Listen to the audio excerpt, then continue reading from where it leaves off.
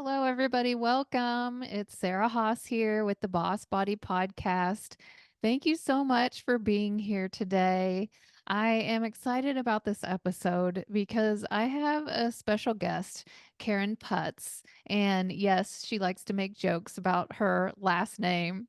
But Karen is an amazing, amazing person who, I mean, her story just will be captivating you, and what she's overcome and what she's done with it is just incredible. Karen is known as the Passion Mentor, and she works with midlifers to create more joy and fun in the second half of life. And Karen's also an author of multiple books, including one of her recent ones, Unwrapping Your Passion, Creating the Life You Truly Want.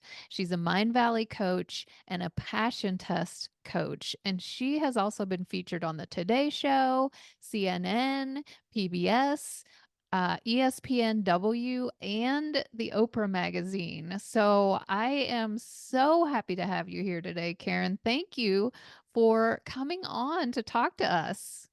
Thank you so much for having me on this show. I'm always thrilled to be a part of something that somebody creates. So thank you for having me here. Absolutely. So I want to talk about, you say you're known as the passion mentor. And I love that word passion. And I'm in midlife, you're in midlife. A lot of my listeners are midlifers as well. And the work that you do kind of speaks to those who are maybe holding back a little bit, or not pursuing those passions for one reason or another. But before we get into all that, you have such an amazing story, and I would love for you to share a little bit about your background and how you came to be a passion mentor and writing all these wonderful, amazing books. Sure. It starts back when I was born. I was born with normal hearing. I can remember being able to hear as a very young child. And by the time I got into kindergarten, my hearing started to go. And no one really noticed it until second grade. I finally got tested, and nothing was done until I was 9 years old. I finally got a hearing aid. And the hearing aid didn't really help me because all it did was amplify sounds. And my problem was that my brain could not understand the words. So if you stood behind me and you said something, I couldn't understand it. I couldn't use the phone by that point. So I was struggling, I was lip reading, I was going to school, coming home extremely stressed out because I was spending the entire day lip reading and trying to figure out what was going on. In high school, I found the sport of barefoot water skiing, and I absolutely loved the sport. I mean, that was a passion for me. And then one day, I took a hard fall, tumbled to a stop. My neck was hurting, got into the boat, and then I realized, oh, I can't hear anything. My friend's lips are moving and I'm not hearing them. No, I couldn't hear any sounds. And I thought, oh, I must have water in my ear. I mean, that was a hard fall. And so I assumed my hearing, the little that I had, was going to come back.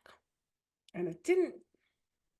So a couple of weeks went by, and as it would happen, I transferred to university and they put me on a deck floor. So when the elevator doors opened up, all these people were signing, and I didn't know sign language. So I was upset, and I wanted them to move me to what I call a normal dorm. So I look at my attitude back then, and I think, oh my goodness, it was pretty bad. But one morning, I mean, it was dark. I went through a real dark time. I wanted to end my life at some point because I was really struggling. But then I woke up one morning and I thought, I am going to make a decision to be happy. And that decision, that one moment of declaring that just changed everything in my life. I decided to just dive into the deaf world. I met my husband. He is also deaf. I ended up doing that volleyball, everything deaf. My whole world was just kind of deaf for a long time. We have three deaf children from my gene. So the age of 44, the day before my 44th birthday, I was sitting in the boat and I'm like, well, actually, it's the day after I'm crying. The day before, I had tried to barefoot water ski at the age of 44, couldn't do it. So I'm thinking, wow, this is over. I'll never be able to barefoot again. I mean, here I am in midlife. What is there to look forward to? Wrinkles, sagging body parts, diminished energy. Everybody that I knew was slowing down. The hair was starting to turn gray. And I was just thinking, I was just filled with regret. Lucky for me, my husband saw a Today Show segment with a 66-year-old woman barefoot water skiing.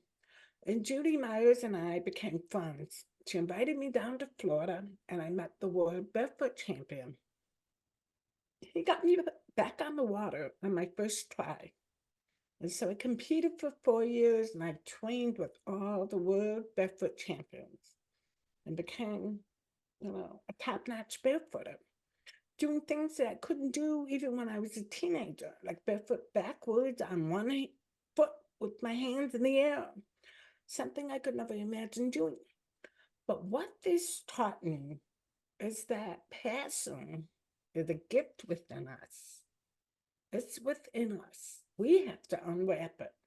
So that led to my book, Unwrapping Your Passion, this book here. And in the process, I interviewed little over 200 people, and I asked them, what is passion? So let me ask you that question. What is passion? Well, I would say I have a lot of passions and I am a passionate person. And I, like you, have found a lot of joy in midlife. I'm passionate about being a mother of overall, probably in my life. That's my most important job and the one that I love the most. I'm passionate about my job and the work that I do with women. And I love exercise. You have the barefoot water skiing and I love fitness. I teach yoga. I've taught fitness classes for over 20 years. I love all kinds of fitness and outdoor activities, hiking, walking, kayaking, swimming in the ocean, and I love to travel too. I love to travel. I went to Spain this past year and Greece a couple years ago, and I'm going to Ireland this fall. So I very much have tried to follow my passions as well. I changed jobs in my 40s, early 40s, changed careers completely. And I want to make the most of my second act, which is what you mentor women to do. I'm not going to just sit around and grow older. I'm going to keep myself strong. I'm going to do everything that I want to do. And I love that that is your message for women. So if you had to say, what is the biggest block? How come women are not following their passions? And then how do you help them work through that so that they really can do what they want to do in life? Because I keep saying, if not now, when? That's exactly it. If not now, when? It's a beautiful, beautiful question to ask people. And here's what I think. I think because when I look back at me at 44, I got caught up in a routine. I had stopped dreaming. I was so deep in being a mom that I lost myself. Often midlife, it can be an awakening. I love the term midlife awakening because I think it's better than midlife crisis. Because crisis, I don't think is the appropriate way for us to slide into midlife and beyond. It's very So negative. crisis is an awakening because number one, we have more time. Our kids are finally grown, possibly even out of the house. Um, Money is often a big barrier. in people's minds. But here's the thing that I have learned is that money is not the barrier. It's actually your mindset that is the barrier. And how I learned that is that when I first did my passion test, the first thing that I wanted to do is I wanted to barefoot water ski all year round, but I didn't have the money. So that thought of, but I don't have the money, was my first block. So my passion coach at that time, Janet Atwood, said to me, Karen, your job is not to figure out the how. Your job is to know the what. So she made me go back to it and reflect on what did I want. I wanted to barefoot water ski all year round. So I did. 11 months out of the year, I barefooted that year. And I will tell you that people will show up in your life, opportunities will come up, doors will be open to you. And I'll give you an example because the minute I started committing to, I am going to barefoot all year round, people started showing up. I flew to Florida. Guys were reaching out on Facebook. We need a third in the boat. We need a third in the boat. We need a third in the boat. I went everywhere that first year. I met so many, and they were all male because I was the only female doing this sport. So I met a couple of females on the way, but most of them were men that reached out. But my point in this is opportunities will come up because in November of that year, I was like, oh, wow, how awesome. I barefooted now most of the year. In December, I got a call. Can you come to Wisconsin and barefoot in the snow for charity and 44-degree water? Oh. Yeah, okay. So my point in sharing that is you never know how those opportunities are going to look and how they're going to appear in your life. Because another example is I saw this guy on TV who was water skiing. He owned Tommy Copper Company. And so I'm watching this water skiing, and it's an ad for Tommy Copper's sleeve. And I reached out to him, and he ended up putting me in his next commercial and paying for my training for 2 weeks in Florida. Wow. So that's why I tell people that your job is to know what your passion is, and the universe will deliver the rest of it. Yeah, that's manifesting. That's manifesting what you want. And Manifesting 101. so many of us are guilty, myself included, of thinking we have to figure it all out. We have to figure out every single step. Otherwise, we will not get what we want. And that's coming from this lack mentality. This, it's not going to come to me. I have to struggle for everything that I want.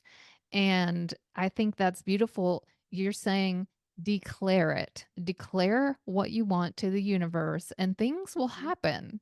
Things will happen to bring that to magnetize that to you. And when you let go of the outcome, when you stop trying to control, that's when the magic happens. I can give you another example. When we moved to New York, I had written out what my house would look like, what I wanted. I wrote it all out. And we bought two houses on a lake that was an hour away. They both fell through. And when the second one fell through, I told my husband, you know what? Neither of those really felt right. I think we're supposed to live over here. And the minute we declared that, the house that we're currently in right now became the dream home. And so when we signed it, I was telling the builder that, wow, this would be perfect if it was on water. I wanted to live on a lake. And he started laughing and he goes, look at the map. Ooh, the backyard is a river. We're on the Genesee River. So I still kayak on the river. I go to my meditation center on the river. So I laugh because the universe has a sense of humor. And it says, trust me. The closest lake is only 25 minutes away. So I get in my car and I go and barefoot there. That's wonderful. Yeah, I'm also guilty of trying to always control the outcome. I feel like I have to see 3 steps ahead, otherwise I'm not gonna get there and I'm not gonna get what I want. And one of the things that I've been working on really hard this year is my mantra being trust and let go. Put out there what you want, take aligned action. I mean, it's not just going to magically appear. You do have to make some effort, but then trust and let go that what is meant to come to you is going to come, and just be in the present moment and be on the lookout for those signs that those little love taps, those little whispers, someone calling you, meeting Yes. someone. You and I met recently, and you immediately, after hearing my story, said, "Have you written a book?" And I admitted, "No, I haven't, but it's literally something that I've wanted to do since I was a teenager, and I loved to read. And I always thought I would write a book." And you immediately, after chatting for 5 minutes, said, "You need to write a book." And that has gotten me thinking, and so I am declaring it right now. I'm putting it out there in the universe. You really inspired me to put out what I want. And so I'm gonna declare these 3 things that I want to manifest in my life. And they may sound, far reaching, but hey, if not now, when, right? So first of all, write a book. Totally doable. I know I have that in me. Second of all, I wanna do a TED Talk. I've always wanted to do a TED Talk. I've looked into it. I've never applied or, done any of the steps. Third, I wanna be on the TV show Survivor.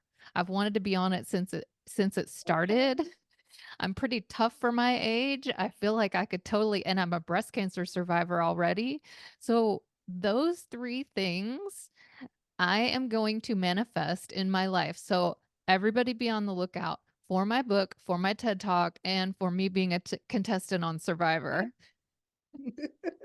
I love it. I love it. And yeah, and you never know what's going to show up. As long as you let go of that outcome, you never know. Right. You And absolutely no idea how, but it will. yeah, It will and I show up in some form or another. It will.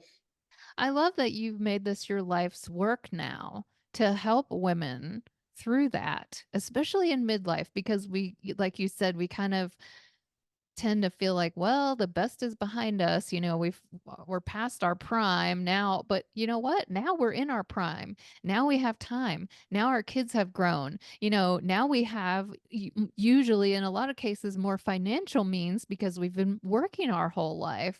So it's time to do something, to do the things you've You can always wanted to continue do. to create, to live, to grow, to learn into your final breath. So when you have that attitude and when you have that outlook, all of a sudden life just stretches before you. And you're like, oh wow, what am I gonna learn today? What am I gonna paint today? What am I gonna write today? Where will I go today? And it's so much fun. It's so much better than just grinding out every day. Yeah, and not to mention, we also have a lot of wisdom and life experience now. So we're in a much better place to Yep. know what we want and also to know the steps to take. And I think a lot of people look at it as kind of, well, once you're looking toward retirement or whatever, well, it's time to relax and settle in. A lot of people die in retirement because they have lack of purpose and a lack of direction. Work serves a purpose in our life, and many of us don't recognize or embrace or enjoy or understand that purpose of work. Work is a dirty word in our society, and it doesn't have to be. I intend to work until the day I die. I love what I do. If we reframe retirement, because it doesn't have to be retirement in the traditional sense of the word at all. My husband's retired. He's 58 right now. 59. Just turned 59. I'm losing track of it. years. But my point is that people are always like, "Oh, well, what are you gonna do? The rest of your life? Yeah.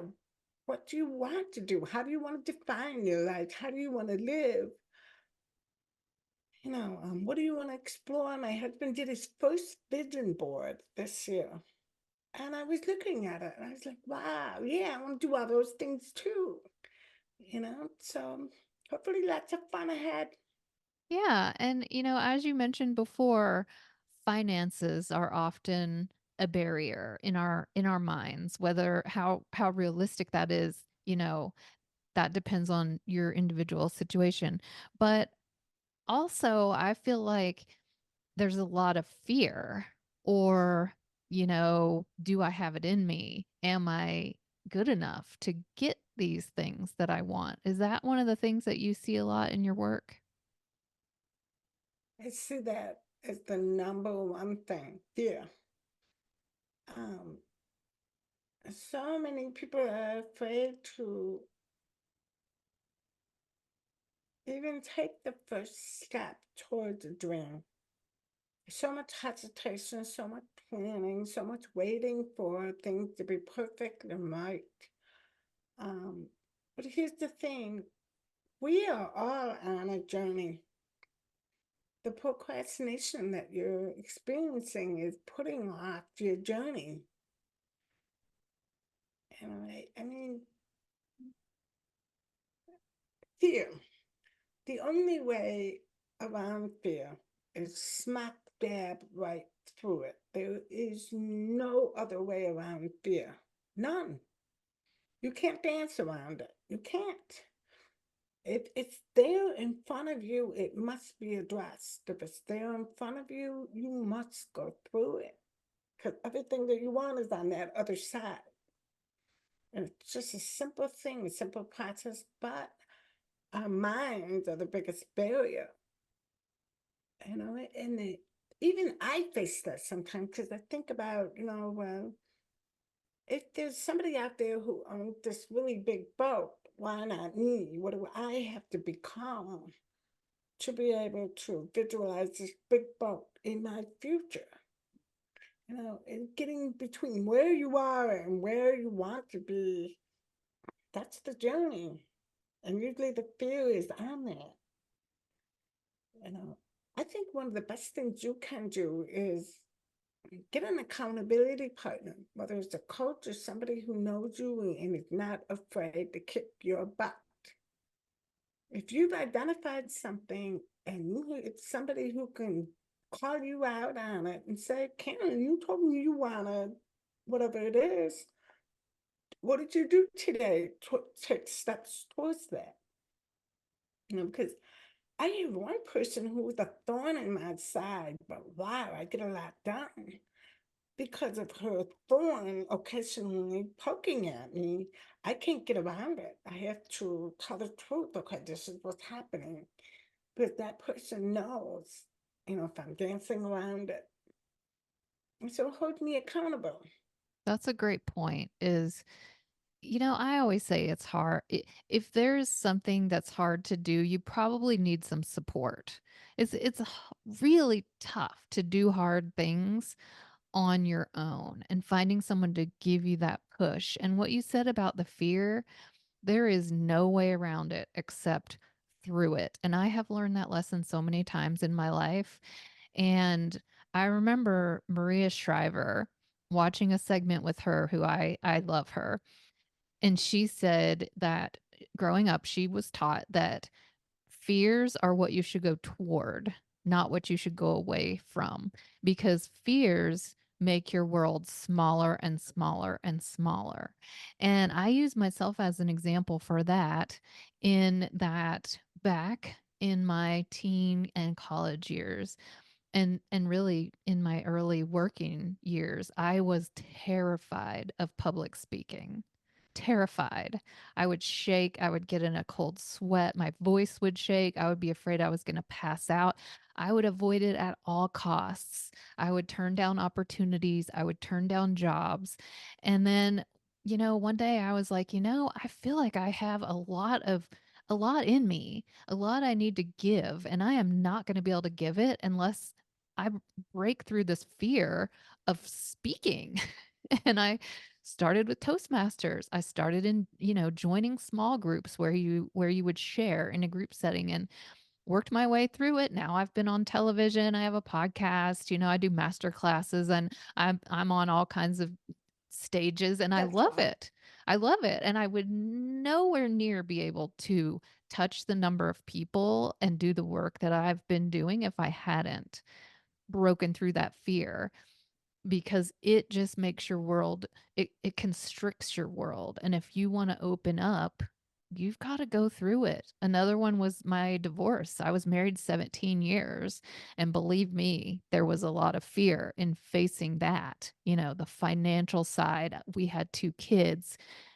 There was so much, wrapped up in that, and I got help. I had a coach. I had a therapist because I had to do it in incremental steps because it was terrifying, and having someone to give you that support to bring you through it makes a huge difference. Now that you're on the other side of being divorced, how's it feel? Oh, wonderful. You would have never gotten to the wonderful Oh, had no. you not gone through the fear. No, I was so unhappy. It was toxic, and I just could not see my way out of it, but when I thought about my whole life being like that, it just felt like, "I can't do this." But it took me a good couple of years to between knowing what I needed to do and actually doing it, it took me 2 years, and now that I'm on the other side of it, I cannot imagine still being in that situation. I would not be the person that I am now if I hadn't done that.